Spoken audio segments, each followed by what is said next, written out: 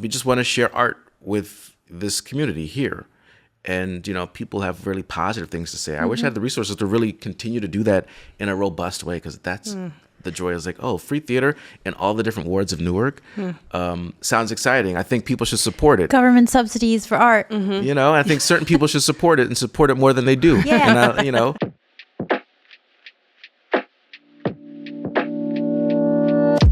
Hey, I'm Cynthia, storyteller, spiritual softie, hija de too many identities to count, and one half of this diasporic duo. And I'm Amy, creative curator, intuitive thinker, hija de inmigrantes, and this is Decaf Soul.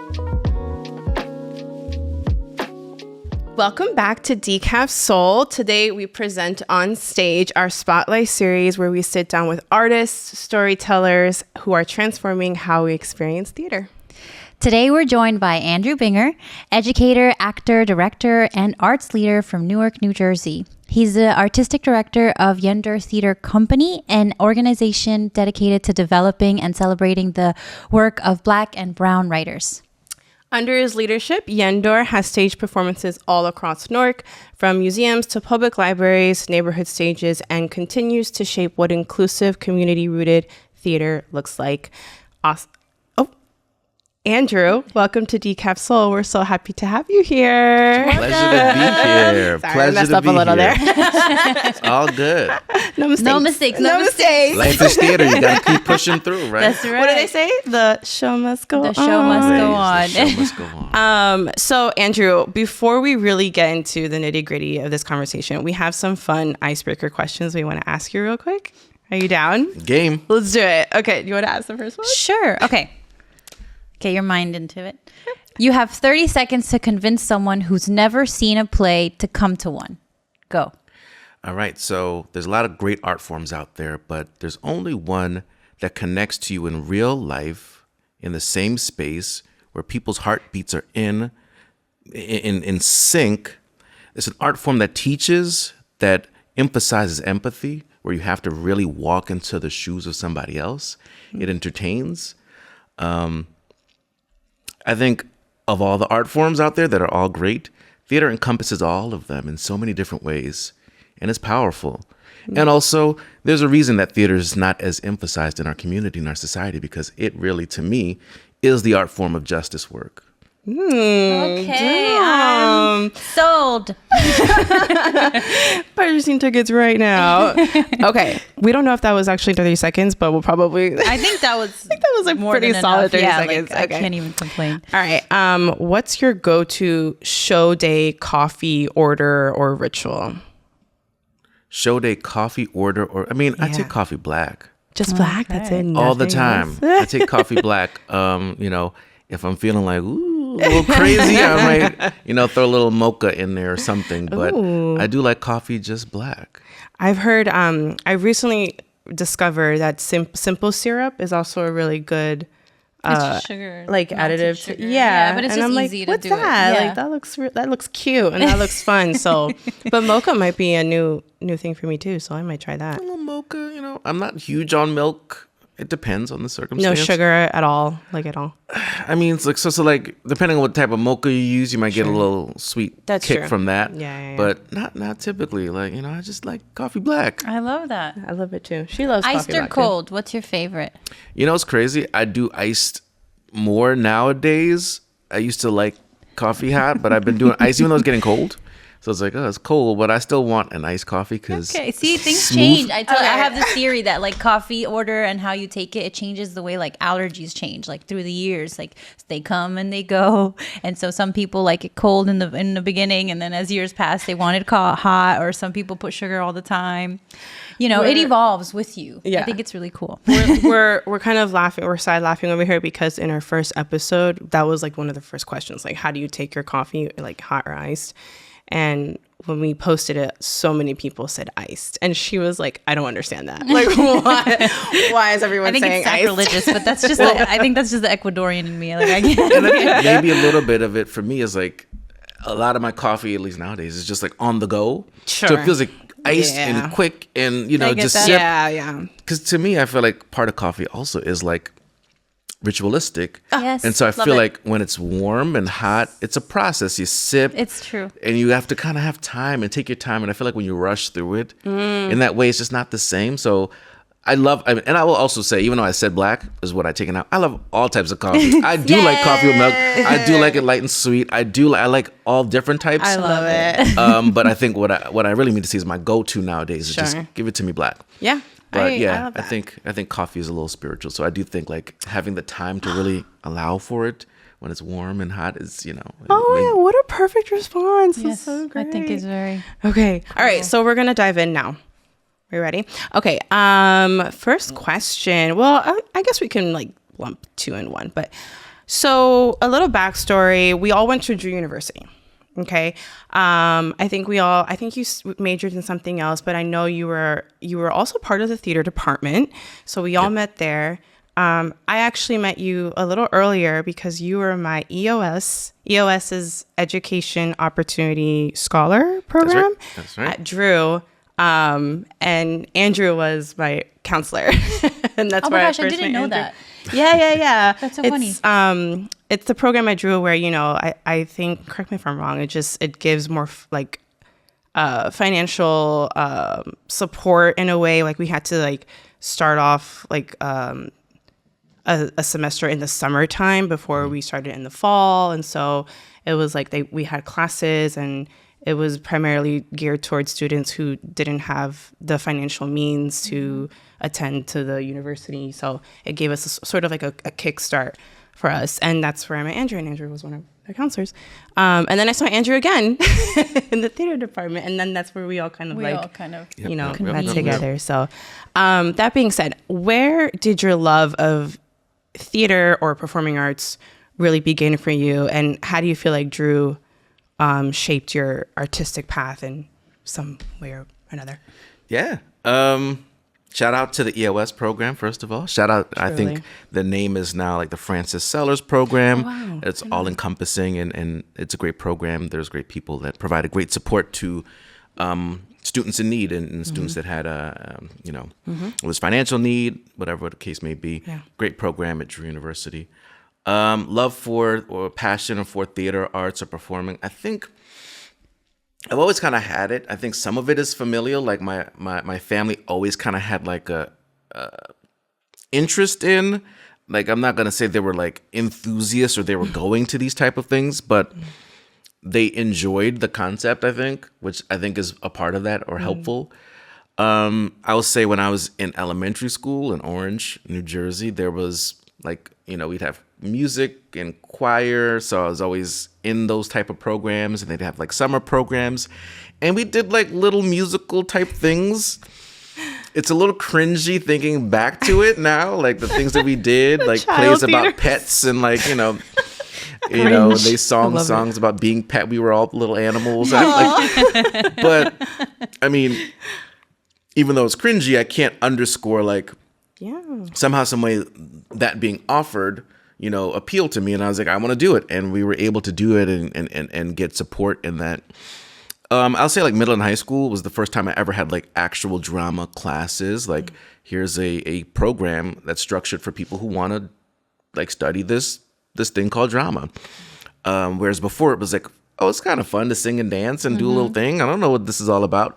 So shout out to Scott and Julie Jacoby, the Jacobys. They were my teachers for music and drama in middle and high school.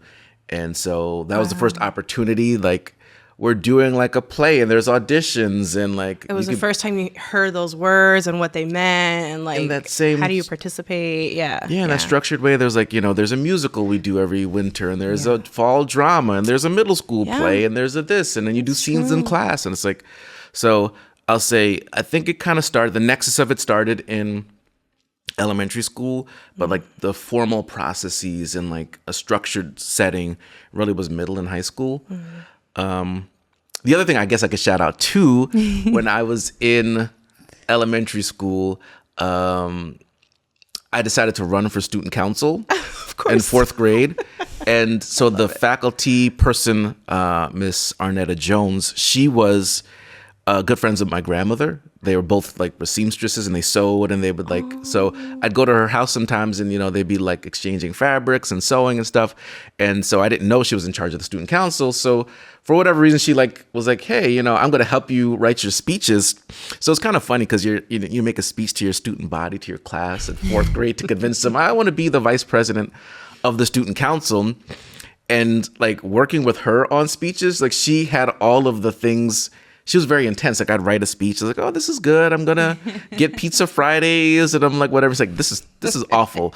It has to look like this. And you have to like look at everybody and you slam your hand on the thing when you say this. And then you make eye contact with the people. Like the way she really broke down this process for me at like 10, 11.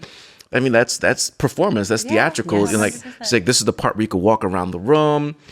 And so she really took me under her wings. I guess she was passionate about public speaking. And there's definitely interconnections between like that. And I think that's also what helped make me feel confident in being able to talk in front of audiences or perform or whatever the case may be, is getting that type of like, ooh, I know how to like structure this. And she was intense with it.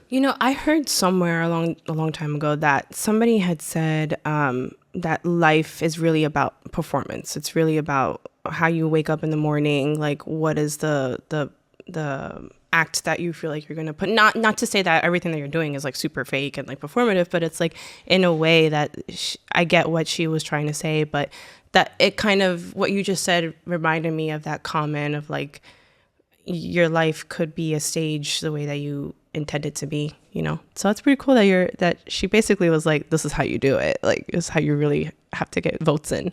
Mm-hmm. And I won, so I mean, it worked. I love it. What's funny? I think like when I got introduced to theater was like middle school, and it felt like this secret group that like nobody knew about, and I was like, oh my god, like like the mics and the backstage and the dancing and all the things and everything had a name. I was like, is this a new language? Like it was such an experience, and it was like our secret because everybody didn't get it, right? Like if you were in the theater crew, you're in the theater crew, right? That's one thing. And it's this whole little world and this whole thing. And then you go out and nobody gets it, but you're like, it's a beautiful community that you get to build very early on. And I think that's what attracts some of us to it, like, definitely. It's awesome. From those early experiences, you've gone on to do incredible work here in Newark. We're here in Newark. Were you born here or were you originally? Okay. Yes. Okay. Born Beth Israel Hospital. Oh, awesome. Wow. Okay. So cool. And then you went to Drew. We all went to Drew together. And then you started working with our professor, Rodney Gilbert. And you are still working with his, what was his, and he started the Yendor Theater Company. So tell us about Yendor. Kind of even connected to the question you asked previously, after high school, going to Drew University, and part of what appealed to me to go to Drew was that it's this big theater school. It's got this great theater program. I think at the time when I applied, it was like number one on the Princeton Review's list of top theater colleges, obviously not, including conservatories and things like that. But, that appeals to you a certain way when you're like, oh, I want to study more theater. And then you get there and it's just, it's a student-driven program or department. And when you equate in diversity and equity and inclusion, when you equate those things in, a student-centric program has blind spots, right? Like, so the one thing, I remember like my first class, while we were waiting for the professor to come, everyone was talking about, because they were all kind of new, the school year just started, no one really knew each other. So the natural thing was everyone was talking about all the theater they've done before. Oh, I did this show here. I did Shakespeare here. I did this. And I didn't have those experiences in that same way. Like I did high school things. And, only now you look back and, oh, these people are just bullshitting. And, it's like, you don't know that, but it's like, you see these people come from all over the country and they're talking about their experiences. You don't know whether it was, Broadway level or if it was community theater. Nothing wrong with either of those things and no judgment. But, people are just throwing out their accomplishments, and it's like it's a feeling out process that's I think is challenging. And so all that to say, having Rodney Gilbert in the theater department was great because I think he, as a black man from Newark as well, but proudly, because there's a lot of people that come from certain places and go to certain spaces and they don't necessarily have the same level of pride or intentionality and talking about where they come from. Absolutely. And, you know, for him to say, oh, you come from Newark, you're from the city, you're from community, you know, he was able to like connect to students. He was able to connect with everyone, really. It's so interesting, but especially students of color and, you know, black students and brown students, and made them feel comfortable / push them out of what they thought, out of their comfort zone. So I'll say when I went to Drew, I went to be a theater major, and then I eventually, after the first semester, after, you know, things were just weird. It was a weird department to me. I was like, I'm just going to be an English major. And the English department was very welcoming and, you know, a whole bunch of other stuff. And I did love literature and reading. And so I was like, I'm just going to be a theater major. I'm going to be an English major. And I'll kind of like, I'll keep taking theater classes. Maybe I'll get a minor. We'll see where I land. Rodney was the person that kept pushing me, because I took a class with him my first semester. And he was the one that every time I ran into him, what are you doing? Are you auditioning for shows? Are you this? What are you doing? Every time I saw him. And I was like, no, Rodney, I'm not doing anything. I'm just, you know, taking a class. I'm taking theater history, and I'd scurry off. And so that's so funny. I think him continuing to ask the question. Yeah, of course. You know, according to him, he began to process like, oh, part of the reason why he's not doing it is because I did, one time he asked, I was like, oh, there's nothing for me to audition for. I'm going to audition for Twelfth Night. I mean, nothing wrong with Shakespeare, and people who love Twelfth Night. Say that. Wasn't for me. I didn't care. And I had no interest in auditioning. I kind of had a notion that people cast their friends anyway. And so he was like, oh, funny. I got it. The reason people aren't auditioning is because there's not a show that has the representation that makes it feel like this is for them. And that is part of what started this process for him of like, oh, maybe there needs to be something that's a little bit more diverse here. Wow. And then, you know, he'd say that and people would be like, we do diverse shows. We did Ragtime once. Okay. You know what's funny? But you had the ability at that age, because I feel like what you're saying is like the same experience I ran into, but I didn't have the smarts, or I don't know what the right word is, to be like, oh, I can step away, do a different major, maybe still do the classes and maybe, but I felt all of that, but I didn't know I could do that, you know, and I didn't know what to call it. I didn't know how to say like, well, maybe there aren't roles. Like, no, I was like, I have to fit into the role that you're like, you know, it was this pressure that I felt like I have to find a way to find my place in this thing that you're building, instead of being like, no, you aren't making space for me right now. And I can say that. Now I could say that, and I would probably say that a mile away before even, you know, going through that whole experience. But I didn't know how to say that. And it's really cool that you at 18, freshman, could put it together and be like, hey, something's a little off, right? But like, I still love it. Let me still figure it out, right? But yeah, and it's tough. I mean, I think I do credit my own high school experience a little bit with that, where the Jacobys that I mentioned, like, you know, they gave me some great advice, and I don't know if they even credit it. Like, I remember Mr. Jacoby one time, he challenged me to ask. It might have been like I had to ask financial aid for money for like prom, and I'm like, why would I ask financial aid for prom money? Like they give you tuition, they give you whatever financial aid office in high school does. And he was like, the worst they could do is say no. And so I was like, I mean, when you think about it, if that's the worst that could happen, I might as well go ask. And asking, they were like, yeah, sure, we have money for this. We have money set aside. And they gave me money. Yeah. So I guess like it was something small, but like that lesson was like, wow, you don't really know unless you ask. Yeah. And, you know, I guess I would say that that's maybe like the foundation of some of like my thought process around advocating for yourself. So yeah, I think like it was interesting, and a bunch of things happened all at the same time at Drew, where it's like Rodney's asking these questions. I was in class with Jerry Smith, right, from the English department. She's a great Black professor.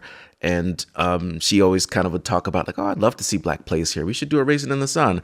I was in African American theater with Lisa Brenner, and that, you know, and I have this experience, and I don't want to rant too much about college because I see the parallels between my life now. But like taking an African American theater class with a white Jewish woman, and she acknowledged her role. Like, hey, this is my identity. Right. So I probably am not the one who should be teaching this class. I've studied it, blah, blah, blah. But, you know, I don't have these lived experiences.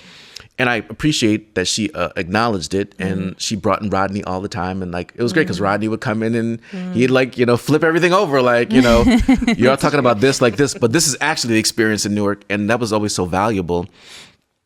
And yeah, he just always had a way of like talking to the students and pushing them. Like, you know, I think one of the classes that he visited, he kept me and a couple of other Black male students aside, after, and he's like, hey, y'all are in this class and y'all are not speaking.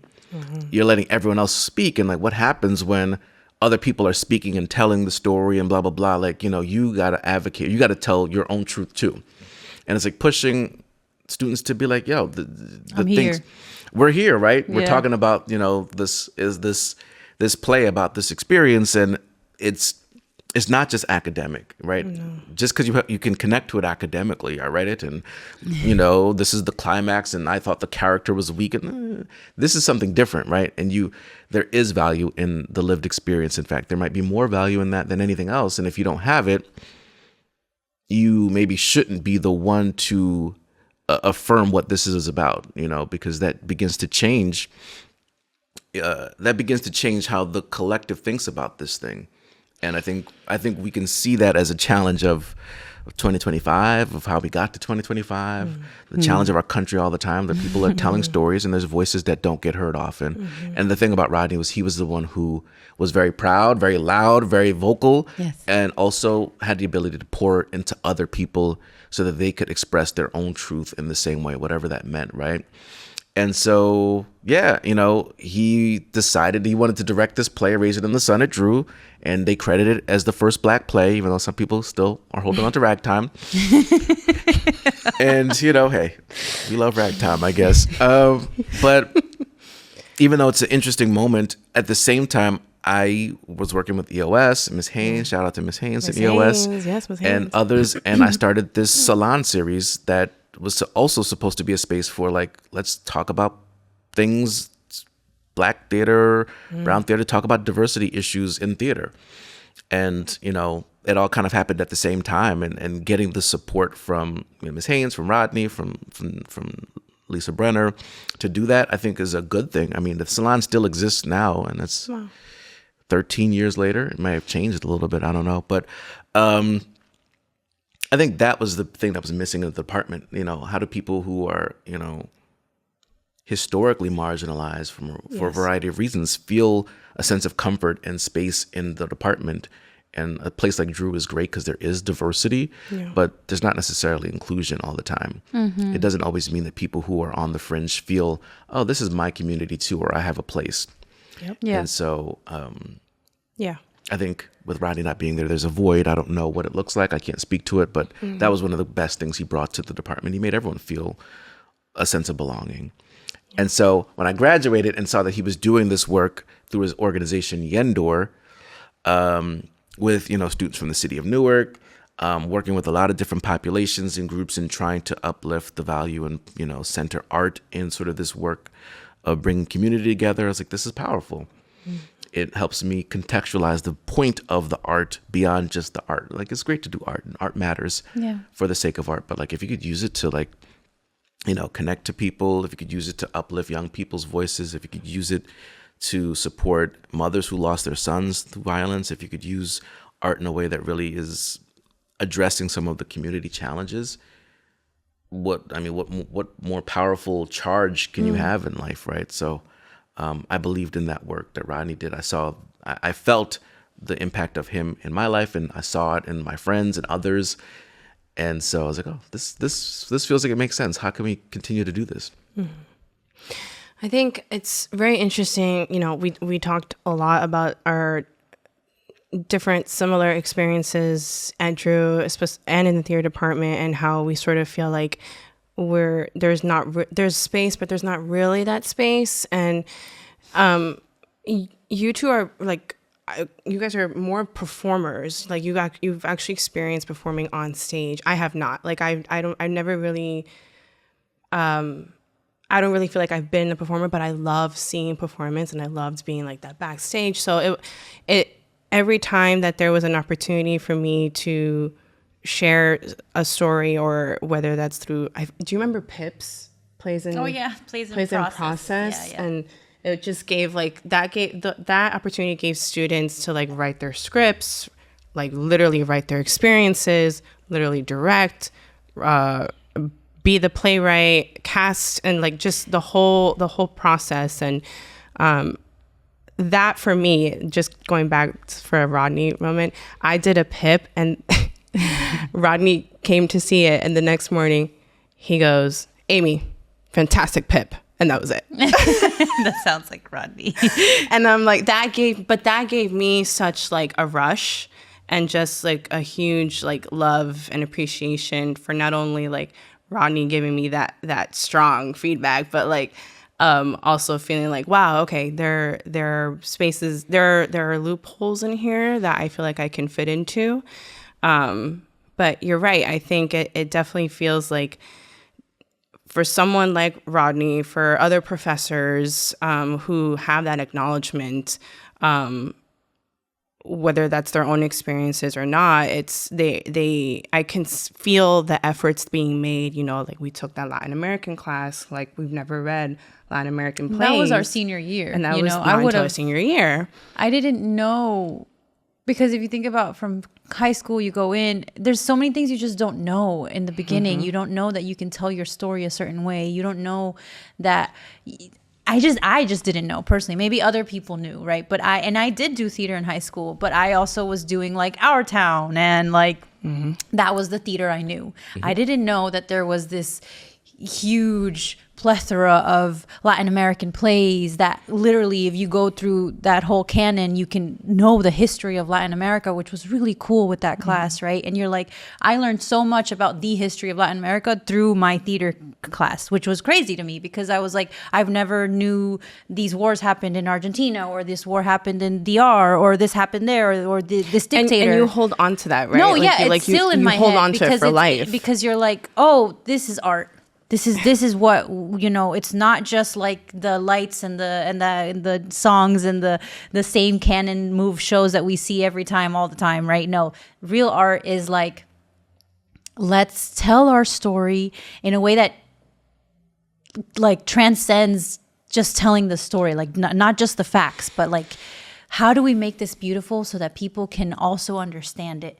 Because if you're just talking about death and war and it's depressing, right? But that's the difference, right? We get a chance to kind of not take away from it, but find a way to reach other people without making them run away scared, you know? And like, I didn't realize that until later on. And it's true, I guess, because that happened our senior year. So it took a while, 4 years to get there, you know? So everything you're saying is so true, and it's so. I hope that Drew is a little more inclusive in that way. You know, I don't know. Hard to know. We would have to have conversations with them. Talk to them. Hit us up from the department. But and I think it goes back to my pitch of like, you know, I think when I think of justice work through the arts, and I think all art forms are responding to it, but the ways in which theater responds to what's happening in society is so deep, where you can really understand. It can lead you to further exploration. I want to do more research about this situation.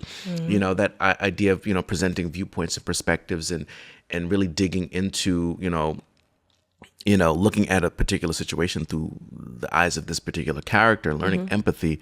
Like the way theater encompasses justice work, and the way artists, Black and brown and otherwise, have done that in their pieces is so rich and deep.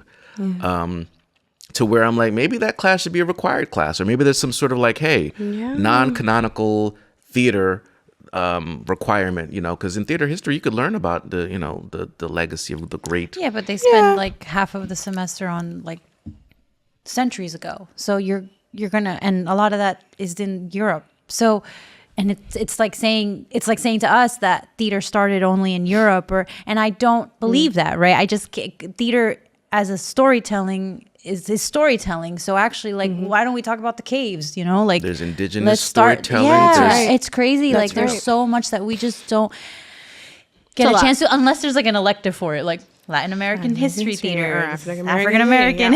You're an Women, extra. we had the women's theater history class, Oh my God, which we was did. awesome because I was Right. like, wow, there's so many things here. Like it really every single one that we got to take opened my brain up to be like, wow, right? It should be like part of the curriculum, especially if we're talking about a curriculum that's kind of like, it's not like a conservatory. So and they do so, but what do we know, right? I'm not the the person doing that. Yeah, you know a lot, and I'm like, I think there's value because I think it enriches all people's experiences, right? Like if you're going to Drew and you want to go explore New York theater, all these things are happening, and you know, there's a privilege where you can be in the theater space and never think about these other perspectives. But if you look at New York theater as a whole, there's significant disparities as far as who gets produced and, whatever. Absolutely. But all these other things are a part of it. There are Black and brown storytellers off Broadway, on Broadway. Like these things are happening. So I think it helps make all students a more informed participant in the professional space that they want to go in, if that's actually what they want to do. Definitely. So with that, we talked a little bit about Rodney. We talked about his legacy with Yendor. With the foundation, you've taken on some pretty cool and ambitious projects. And how would you describe your artistic leadership style right now? Do you feel like it changed when you first started at Yendor to like now? Like, how do you envision that for yourself?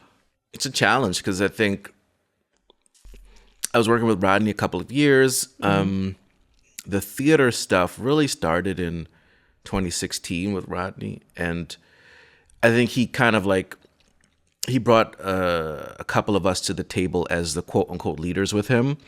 Shakur and Nicolette and Steph, who's an ancestor now, and I think it's, we only really worked in that capacity for about a year before Rodney unfortunately passed as well. And so it's like, I think it's one of those things where you're like, you've learned some things, but have you really learned? And so a lot of this process has been like learning on the job or like learning in action. Like it's not necessarily been like, okay, I've got the guidebook, I've got the answers. Okay, if X happens, then I should do Y, and then Z will. It's like a lot of it's been learning on the job. I think Rodney was so well connected in Newark that it's like his connections allow certain doors to open. And, me and Kareem and Malcolm, who work with me at Yendor, still, I think all three of us could attest to certain moments where still Rodney opens doors for us because, it's like, there's people who are like, oh yeah, I'm trying to do this theater thing. They're like, okay, cool. And I'm like, yeah, I work with Yendor, Rodney's organization, oh, Rodney? Right. It's like, you still get that thing of like, okay, now I'll talk to you because before you're just some person I don't know. So it still happens. But awesome. Yeah, I think leadership style, I think I just learned a whole lot about this space because it's like, it's part of it's the theater part, but the other part of it is like being rooted in Newark and has its own unique circumstances. It's not like other cities.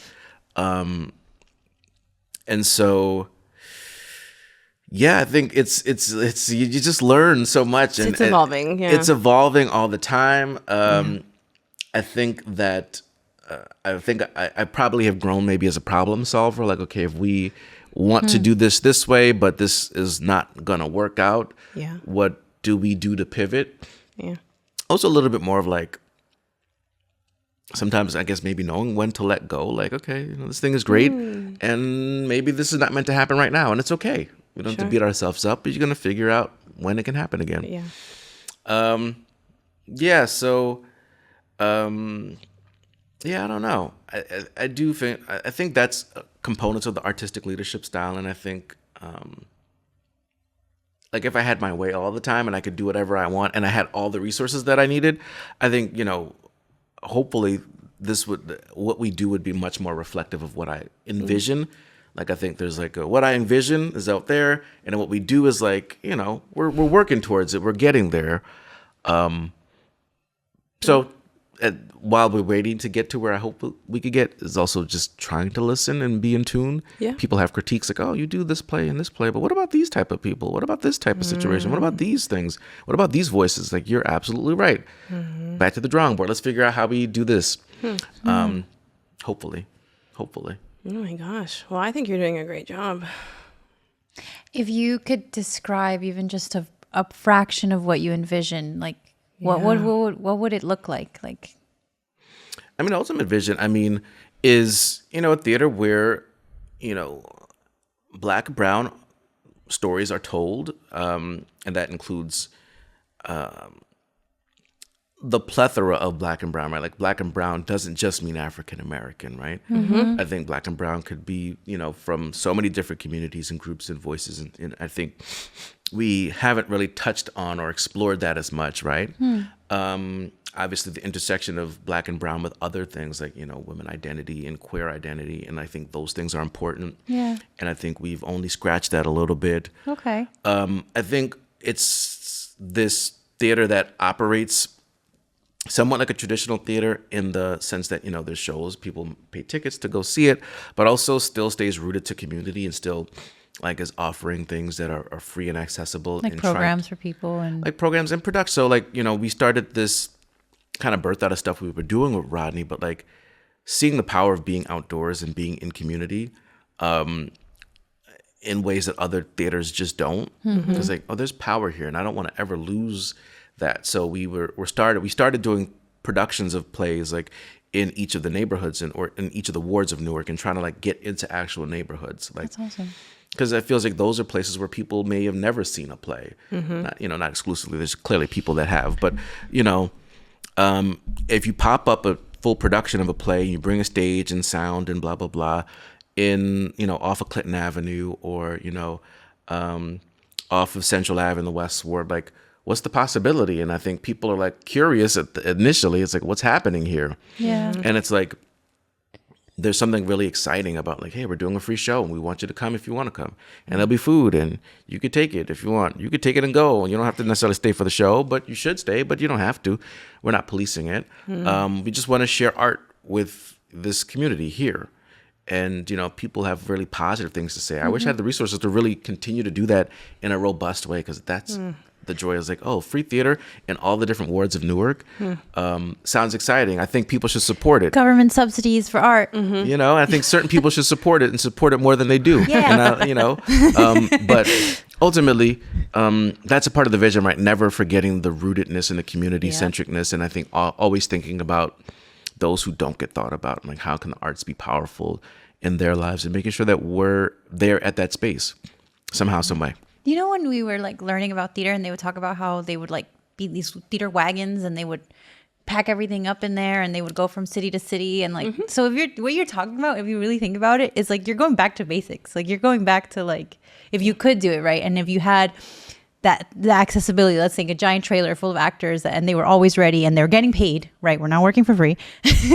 And like, you get to give that to the public for free. Like, what a magical, awesome thing that would be. That's how, funny enough, that's how, I learned this at the class. That's how he's a Chicano theater artist, and that's exactly what he did. He packed up everything, and I think his name is Valdez.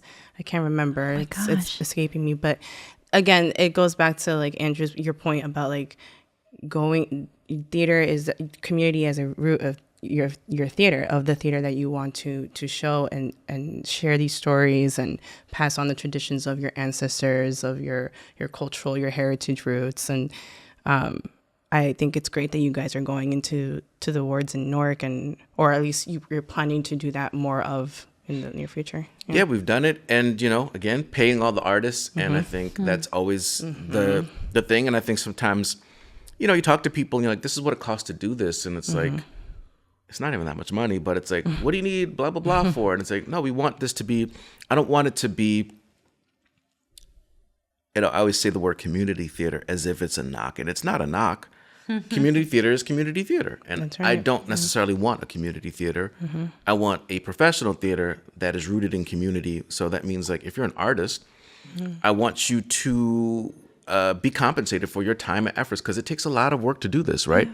Like, when we did it in the West Ward and the South Ward, we have to bring a stage, and that costs money.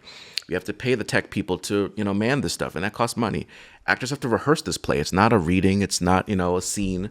It's a full play. And so all that stuff, that time invested takes resources. And pretty much all the resources we ever get for these things go back to the artists. And then, like I said, we feed the community. We provide food. So it's like, it does cost a lot of resources. And sometimes it's like, this shouldn't be as much of a headache to pull together. Like, I think people should support it in a certain way.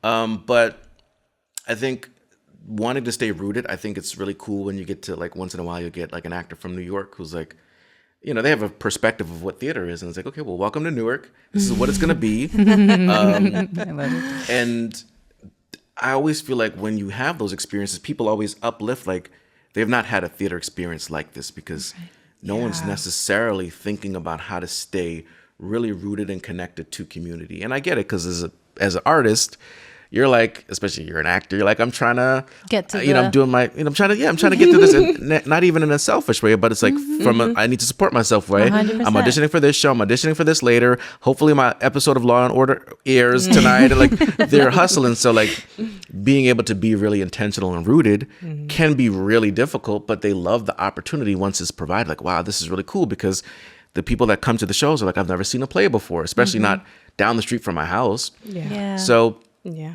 I think it's a beautiful part of the process, and I think it is worth fighting for, just as much as all the other things we want to fight for. And I think now, when we can see very clearly, I think our society's always underappreciated art.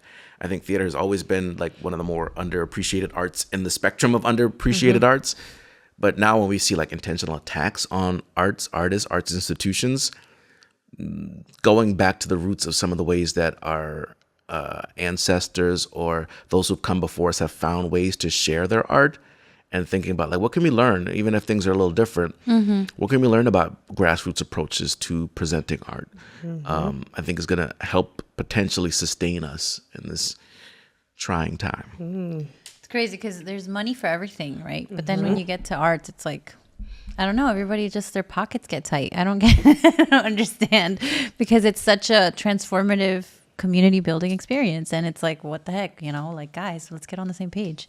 What's your, I have a question though, about like the last couple, what production did you do when you were going from ward to ward? So the last one, at least, or your favorite one? We've done a couple of things. And so, 2019, we did a play about gang violence, but it was kind of like a satire, but it was meant to open up really important conversations. And it's like, it was a cool play. In 2022, right after COVID, we started commissioning plays. So we'd pay a writer to write something specific for us. That's like, hey, we want it to be socially engaged. We want it to be like friendly for the whole family-ish. Like, we don't want anything like, too dark, outlandish, So, Paris Creighton wrote a great play about like mental health as a result of like what was happening with the isolation of COVID, but looking at it through like the eyes of a young Black man in Newark. And so that was really cool play to share with communities, and people are like, oh wow, I resonate with this. I feel this, or that makes sense to me. After that, Pia Wilson wrote a cool Afrofuturistic play about like imagining Newark like 100 years in the future. Like, what does it look like? What's the technology? And, it was imaginative, and it maybe was something that I probably wouldn't have chosen personally. Not chosen, but like that topic or that idea or that type of exploration. But obviously we're commissioning the writer. They write what they choose. And it's like, oh, it's great, because you wouldn't have thought of it. It's like, this is the exciting part. It's kind of scary when you commission and, you're like, okay, write what you choose, right? We're not going to put any guardrails on your creativity per se. And they come back with something that's like, you read it, you produce it, and you're like, wow, this is super interesting, because like people really connected with it. I mean, I ran into someone last week, and they were like, I still remember the play you did that, and it was this, and it was set in Newark in the 100, and it's like, it connected with people, right? And so it's like, that's the ultimate goal, right? It's not even about me per se. And I mean, I love the play too, and Pia is such a great writer, and has really deep Newark roots, and and lives here in Newark, and all that stuff. So it's like, that's the ultimate goal, is to do that. So it's like, to be able to say we did this play in the South Ward, we did this play in the West Ward, we did this play in the North Ward, Central Ward. Like, I think that's really cool to be able to say, like, this was the world premiere production. It was written for the community, and it happened in multiple spaces where the community actually is, and everybody got paid. Everybody got paid to do it, to do their art. Amen. Yeah. That's Wow. cool. That's Amen. really cool. So I want to talk about some of the certain projects that you've done with Yendor. I read about the Solo series. Can you tell us a little bit more about the Solo series? I can. So, I personally like one-person shows. I think they're really exciting and interesting because typically, it's an exploration of, like, it allows the artist who creates it to, like, explore identity in a sort of a very deep way. And I think it's like a real gut check for an artist, like an actor. If you're acting in a one-person show and it's just you for however long that one-person show is, like, that's a real, like, I love the notion of the challenge. So I remember when I was in high school, one of the great things about going to an independent school that has resources, they took us to see a show in the city called No Child by Nalaja Sun.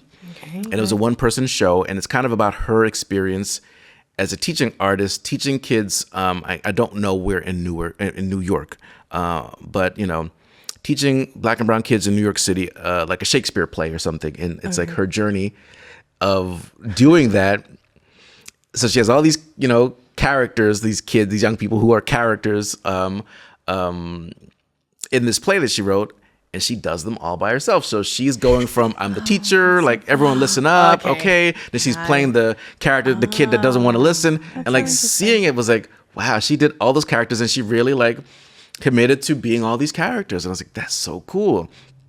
And so, funny enough, I'll say, Drew, shout out to Drew and the Newark Theater Collaboration Advantage Arts.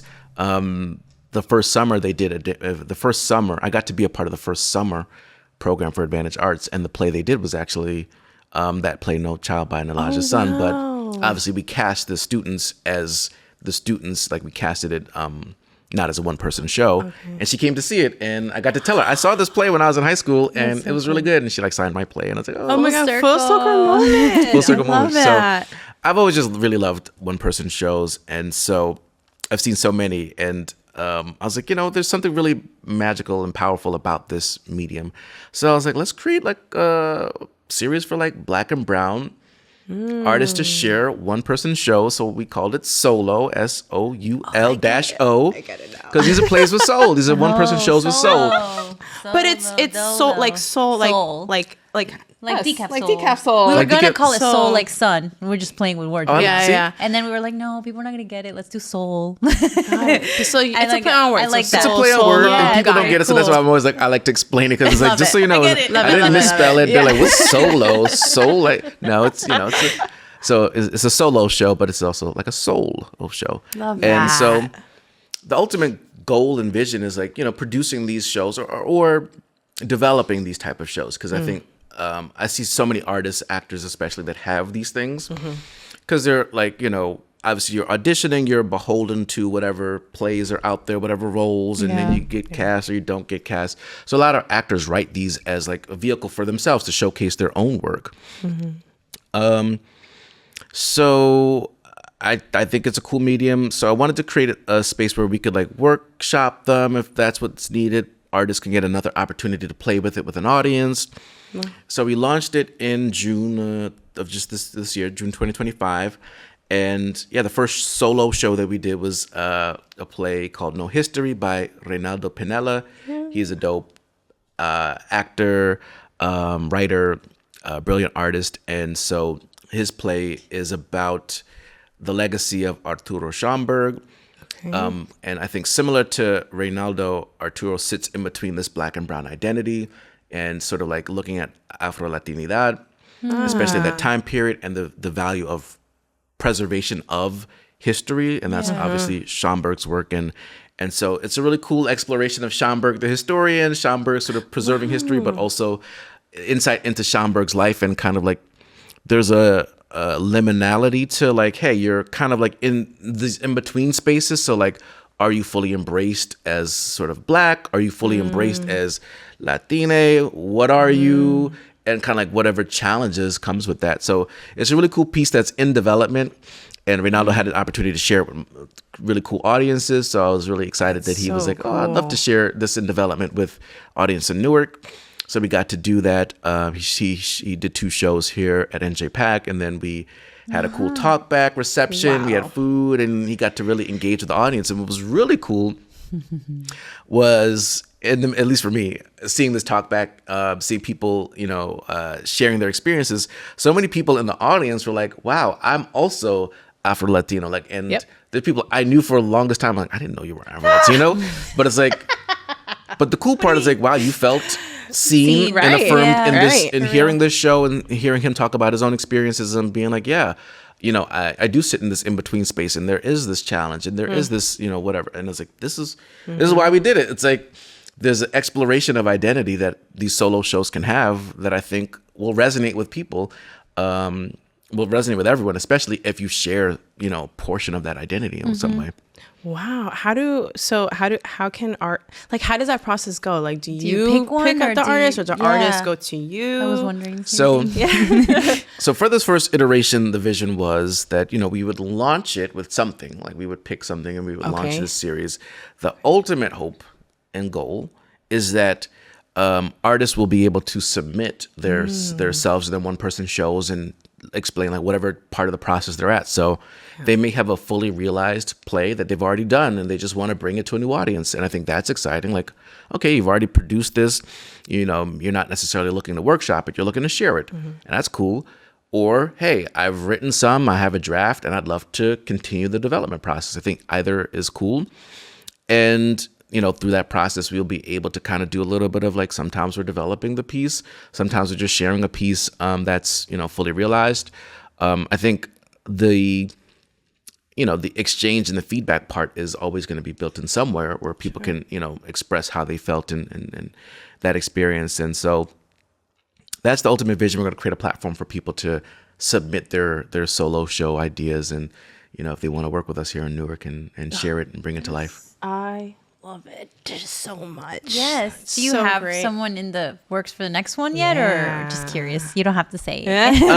Just If it's a ideas, just ideas. And so we've man. not launched the platform, and it's cool because Okay. we had the vision of what we were going to do this first go round, and as things changed, what was cool is that we got to talk to so many different artists that have one-person shows. Right, of course. So it's like, oh, we got like a little database of people that reached out in a variety of ways. Like, oh, I heard that you're looking for a one-person show, and I apologize if I haven't gotten back to those people. But He's got a lot on his plate. Yeah. keeping a Rolodex of all the artists that we've been able to connect with that have shows, and just trying to also like, we told this male identified story about Artur Schomburg from this male writer, and we need to do something a little different the next time, I think, so that we explore the full breadth of. They don't need to have like a certain like criteria, do they? Or like, do they have to have like a plethora of like playwriting experience, or is it just someone that has Like an if idea? it hits you, it works, just- and yeah. everything kind of flows, and that's okay. Yeah, I think you don't have to. I mean,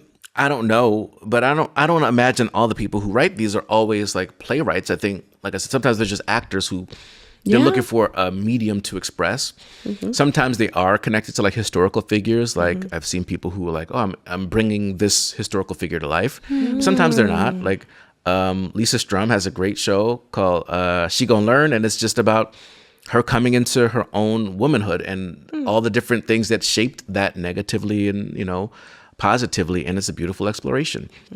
So there's no like you have to have this many plays, or it's like, is this story interesting? But that and makes worth it so much more accessible to people too, which is That was my point. I feel like Yeah. that's a very big Yendor thing, though. I feel like Yes.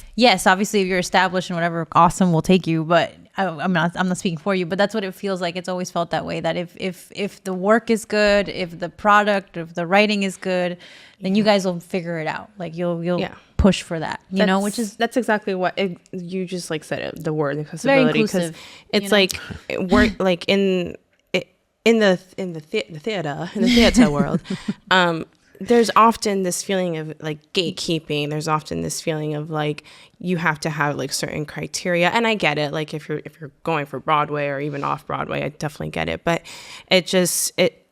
I think for a lot of, I don't want to speak for everybody, but I feel like it just seems so far off sometimes. That dream, that vision that you had like in that moment by yourself, or like you're around people, like it just, sometimes it can feel so far off. So I just like, it's great that the solo series is giving sort of that accessibility and that opportunity for people to see their vision come to life a little sooner rather than later.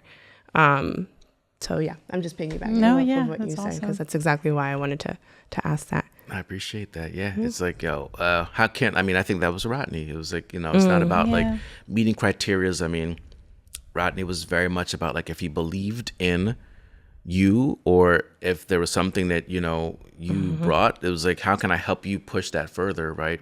And you don't have to be perfect to get that type of, support from Rodney. It was like, he had the ability of seeing things in people that they didn't always see. And that was this thing that was also really special. Like, being able to identify like, oh, you got something, you got to keep pushing it, keep writing that story out, or keep telling that, or, and that was the significant part. So it's like, how do you build an organization that does that?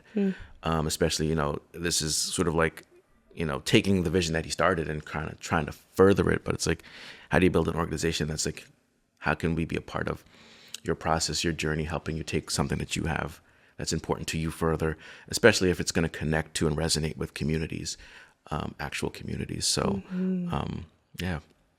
You talked a lot about Rodney. You talked a lot about your past mentors, current mentors, teachers. I know at one point you were also an educator yourself, or you still are an educator yourself. So I just feel we wanted to ask you a little bit like, what has students taught you? And what do you take with that, and apply it to your, either that's through your professional or your personal experiences?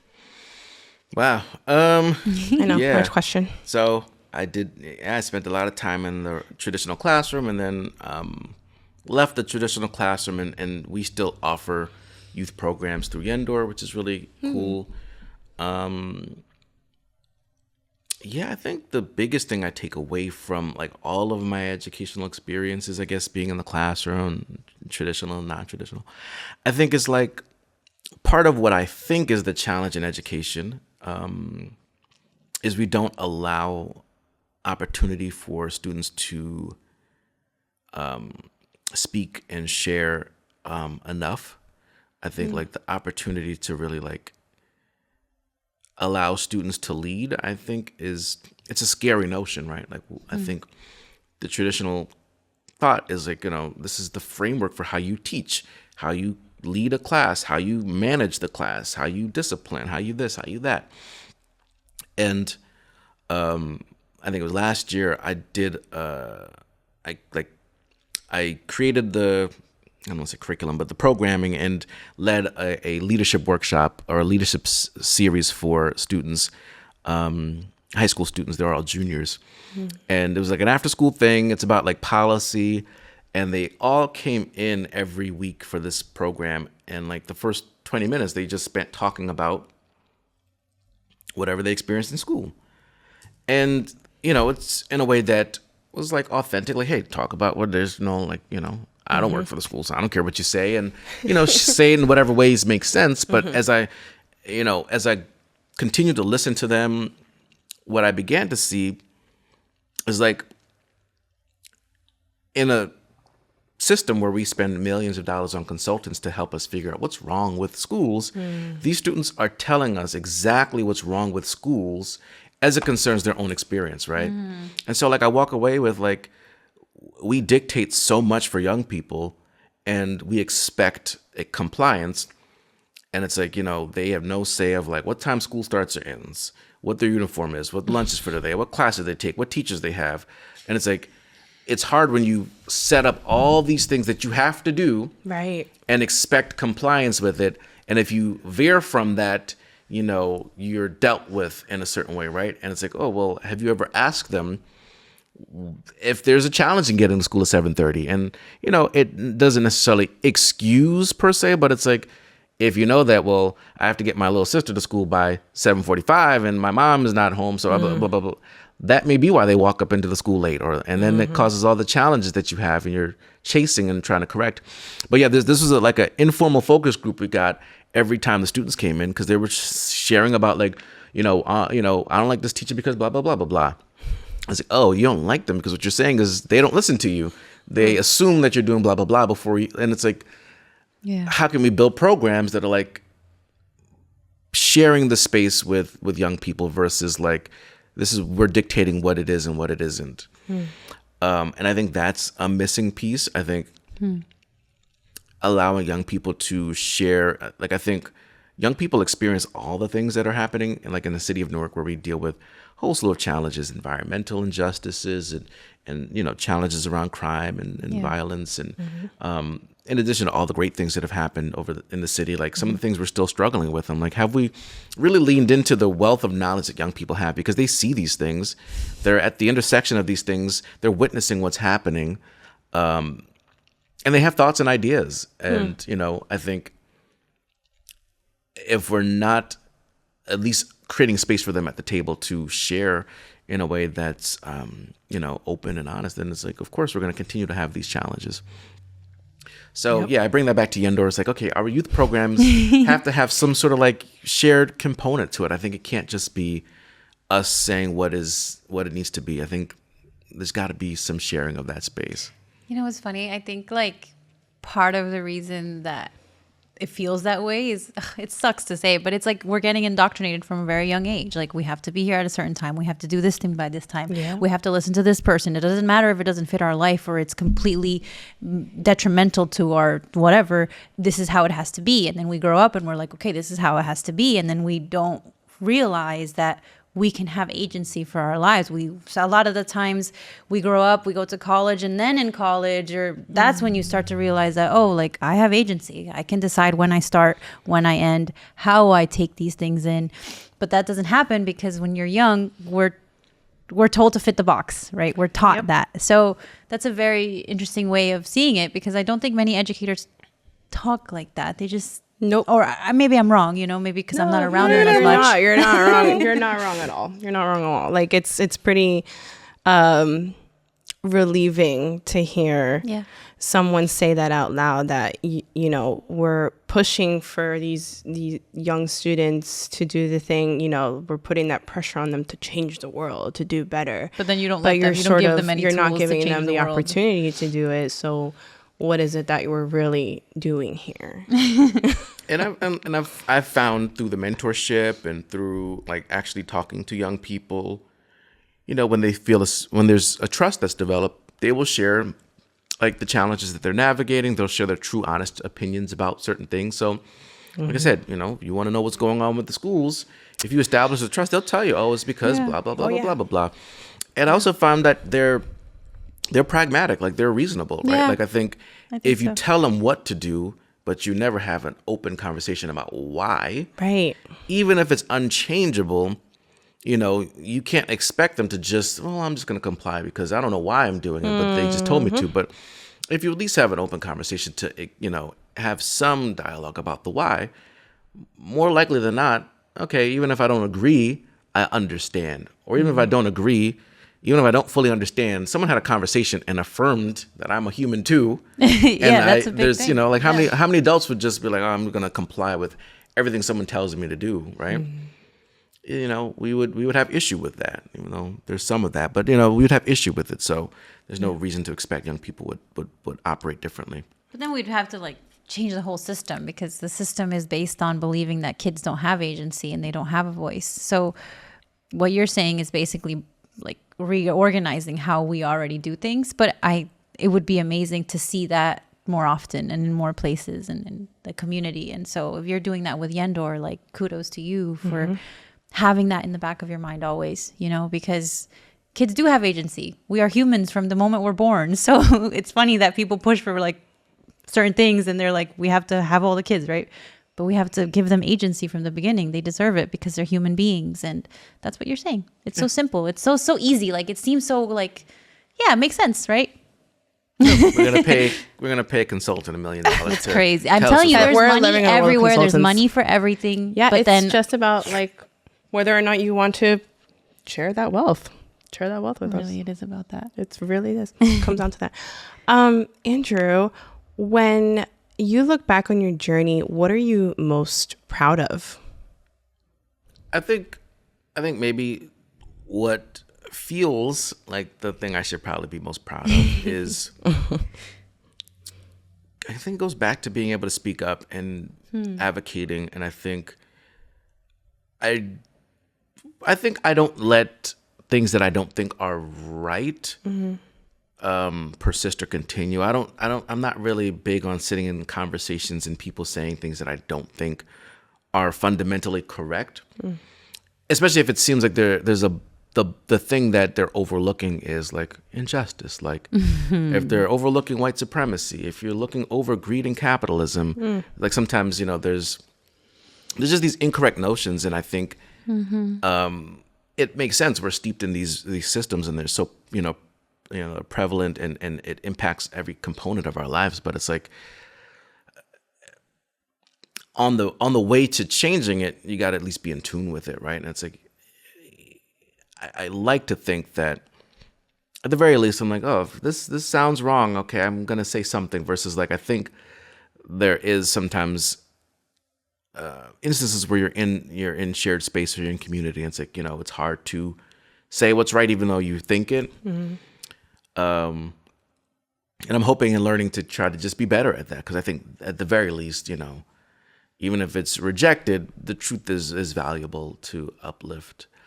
And I think more artistically, professionally, creatively, I think it's great that there's programs that people have resonated with, that people care about. Like there's meaningful things that have happened, even if it's been a struggle, even if it's not quite what I envision or it's not where I want it to be, and all the different whatevers and what ifs and what ifs and what ifs. It's like, there have been positive things that have happened as a result of, continuing this work. And that's a beautiful thing that, others can say that, in addition to, I think it too, but it's always good when other people can uplift it because it's like, okay, this does mean something outside of what I think, or this does mean something because ultimately the goal is to make other people feel seen, make them feel heard, make them feel a sense of belonging, enjoyment, whatever the case may be. So that's always good, I think. Andrew, thank you so much for being here with us and sharing your story and just all of the successes, accomplishments, trials and errors that brought you to this point. And then we really can't wait to hear what you're going to be doing more in the near future with either your own personal projects, collaborations. Yendor. I'm really excited to hear more about the solo series for sure. And let's get you into more awards, man. Yeah, let's figure it out. Let's find a way. Yeah. Where A there's little a community will, there's a way. there Yeah. too, We know some people. We know some people. Let's do it. Oh man. Well, thank you so much for spending time with us and talking about all your projects. This has been On Stage, a Decaf Soul Spotlight series, celebrating the people and projects keeping art alive and accessible. Andrew, where can listeners follow your work and stay up to date with Yendor and the latest projects? Yeah, so the best place is on social media, Yendor. We're on Instagram and Facebook. So we have our visual arts work as well as our theater performing arts work. So Yendor, if you go find us on social media and you see 2 pages, you can follow both of them because they're probably both us. But on Instagram at Yendor Theater Company and Facebook, Yendor Theater Company has a page. YendorProductions.com website, YendorTheaterCompany.com as well. The full works. Cool. Yeah. All right. Awesome. Let's connect. Well, thanks listeners for tuning in to another episode of Decaf Soul. We'll see you next time. Stay soulful. Bye.